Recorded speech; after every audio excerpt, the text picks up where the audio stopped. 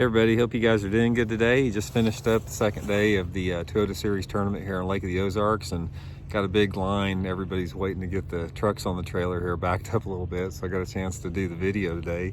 So I was going to give you guys the second day report on it. So as you know, yesterday, if you guys saw my video, you know I didn't catch one. Had a big goose egg yesterday, a lot of short fish. And today made a little bit of comeback. Wound up catching 4 today, weighed almost 9 pounds. And lost one really nice fish. Caught a lot of short fish today. The fish were just biting a lot better today. It seemed like, you know, we had the clouds, you know, it was, you know, not quite as warm, but we had a little bit of wind and a little bit of clouds. And, you know, the fish were just biting a lot better. So sort of gonna run through what happened in the tournament here. In practice, I practiced for 2.5 days here. I fished 2 days down the lake and had a few bites down there. The water was really cold. Sort of liked what I saw down there. The fish were a lot shallower than what I thought they would be. Catching them on a jerkbait, Megabass Vision 110, in about 8 to 10 foot of water. Fishing, you know, just, you know, a lot of different stuff, you know, around docks, secondary points, that type of stuff.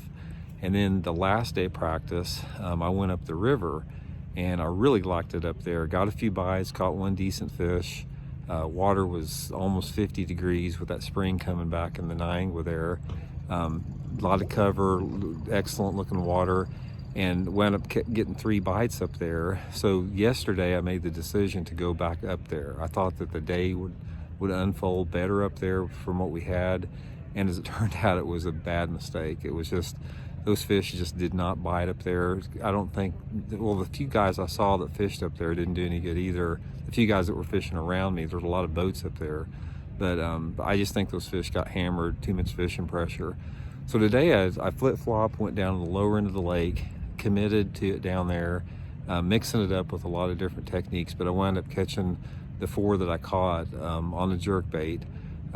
Basically just fishing, you know, flatter banks. You know, those shad were up shallower right now, even though the water's cold. The shad were shallow. I couldn't find any activity deeper on my electronics, like off secondary points. So most of them were up, you know, in, you know, less than 10 foot of water. And like I said, lost a nice one, caught probably 15 non-keepers up there. So a lot of life. So every time you have a tournament like this, you sort of look back to see what you would have done different. And I can tell you guys, I know what I would have done different in this tournament, and that would have been put on the Alabama rig. I can promise you, when you guys read about this tournament, you're going to see it was all a live scoping Alabama rig fest. I was fishing down this bank today, and this guy passed me, and he wasn't even looking anywhere except his live scope, and he had a good limit. He had a 5 and a 4 and a limit with it, all live scope and Alabama rig. And I'm hearing the vibe that that's how a lot of them are getting caught here. And I sort of knew that possibly could work here, but this is the first tournament that I fished this time of year at Lake of the Ozarks where the live scope was around. And there's no doubt it dominated this tournament. I mean, you could probably, you know, scratch out a check fishing the way I was fishing, shallow, that type of stuff. But I can promise you, when you guys read about this tournament, it's all going to be the live scope Alabama rig. And it's been a long time since I fished a tournament too that allowed an Alabama rig. So I didn't even throw it in practice at all. I tried to get something else going. Very few tournaments up here this time of year are one on it. It's usually some type of a jerkbait jig cranking deal. And that's really what I tried to get going.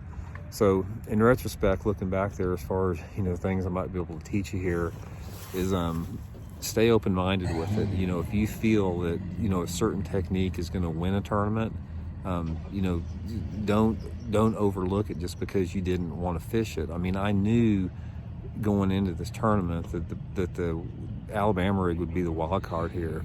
If those fish were set up to bite that thing, you can't compete unless you're throwing that thing.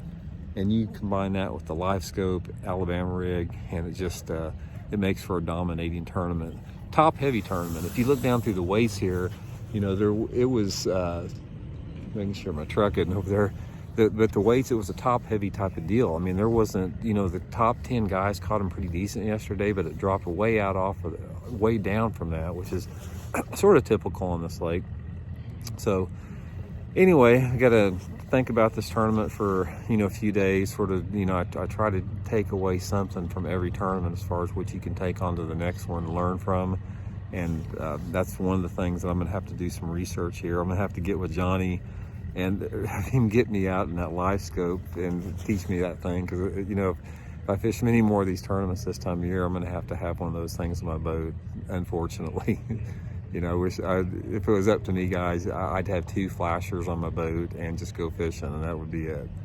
So anyway, just wanted to give you guys a report. Thanks for tuning in all week. I appreciate you guys watching the pre-tournament video I did and the videos yesterday on this tournament. Had a lot of interest in this tournament. So, appreciate you guys watching, and shoot me some comments. Let me know what you guys think about it, and we'll get back to the regular videos tomorrow. Get back to some tips and some secrets and that type of stuff. So anyway, thanks again for tuning in. We'll see y'all later. Bye.